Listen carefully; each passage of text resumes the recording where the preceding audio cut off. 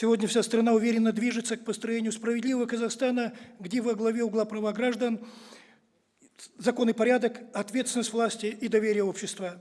По сути, мы живем в историческое время. В идее перехода к однопалатному парламенту мы видим возможность повышения эффективности работы главного представительного и законодательного органа страны, который справедливо предлагается назвать Курултаем. Усиление роли парламента означает и рост его ответственности в реализации исключительно актуального постулата «сильный президент, влиятельный парламент, подотчетное правительство». Такой баланс власти позволяет принимать взвешенные решения, усиливает контроль и делает государственное управление более прозрачным.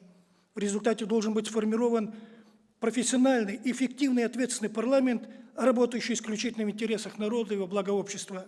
Учитывая, что выборы в парламент будут происходить исключительно по пропорциональному способу, важно не допустить финансирования политических партий иностранными юридическими лицами, иностранцами, лицами без гражданства, иностранными государствами, международными организациями, а также нашими отечественными юридическими лицами с иностранным участием.